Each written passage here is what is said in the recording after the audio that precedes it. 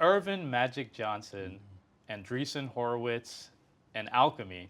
Now that's got a nice ring to it, doesn't it? A very nice ring. Yeah. Well, first off, Magic, I want to welcome you officially to the Alchemy team. We are honored to be working with you on this next chapter of our business. I wanted to start by asking you, what made you to decide to invest in Alchemy? Well, for me, after leaving basketball and building Magic Johnson Enterprises and making sure that we're a company that made money and built really a successful business, right? And then starting the Magic Johnson Foundation. And this foundation, we targeted first the black and brown community, making sure we raised the awareness level of HIV and AIDS in those communities. So when we came together and saw what Alchemy was already doing in terms of HIV prevention and care for those same people in the low income areas, it was a natural fit because we were already doing some of those things. And so coming together, being aligned with each other and want to improve the health of all people living in those disadvantaged areas was just a win-win for everybody. So, and together we know that we can build a successful business. That's the key, right? We want to care for people living with HIV. We want to talk to them about prevention, but also to, at the same time, building a successful business. Yeah, as founders, we get started. We dream big in the beginning, and I remember Peter, Susie, and I. We were sitting down thinking about who is our wish list of folks we'd like to work with. Right? We had some names on the list, and then we had a separate list just for Magic Johnson on that list, and we put that aside because we didn't know Magic Johnson. We didn't know how to get to you, and then our guy Chris at Andreessen Horowitz, he put in the call to Christina, and then Christina got us set up on a Zoom, and now here we are today. Magic, you invest in and look at hundreds of businesses every single year. Right. You also have a very personal tie to the mission of what Alchemy does. You know better than anyone the importance of having access to your essential medicines and taking your HIV meds every single day. Yep. When you looked at Alchemy, what stood out to you about our model? Well, Sid, it's all about the founders, right? Yourself, Peter, Susie. I mean, look at your track record of running and operating pharmacies.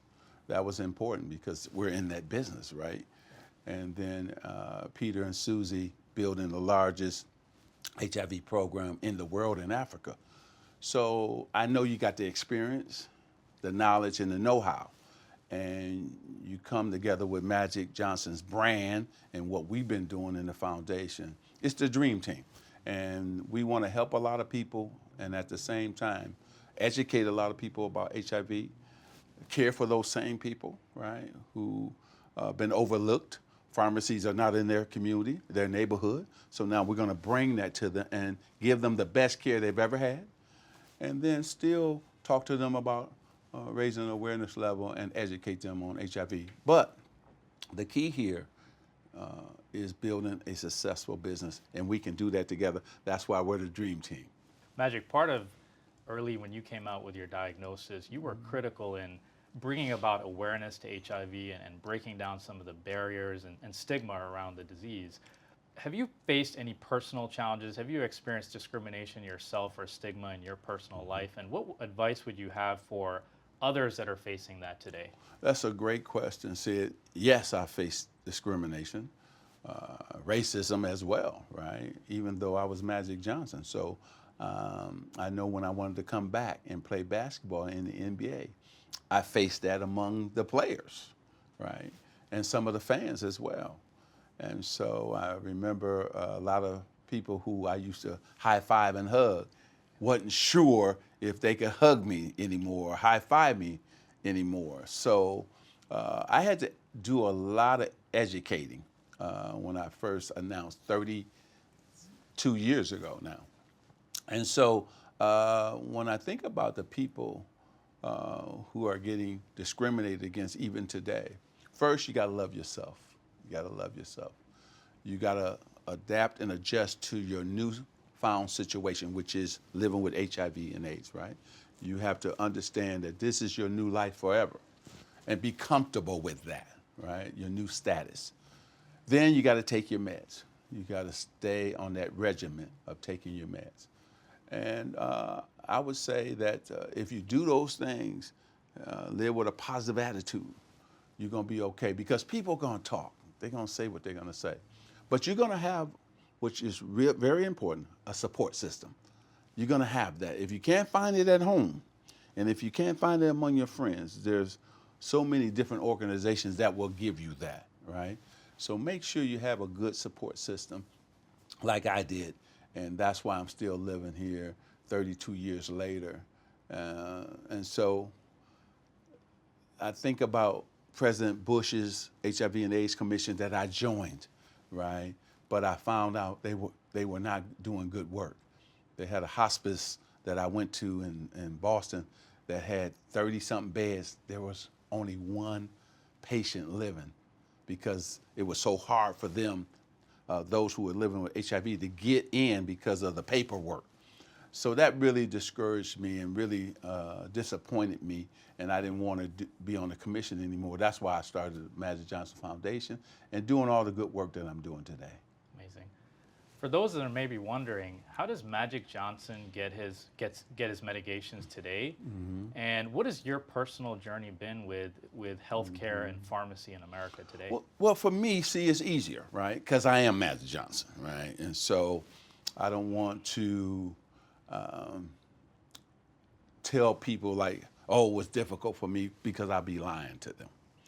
So let's go back. Elizabeth Glazier saved my life, right? She said, hey, she was dying at that time, and she said, Earvin, at that time it was only one drug.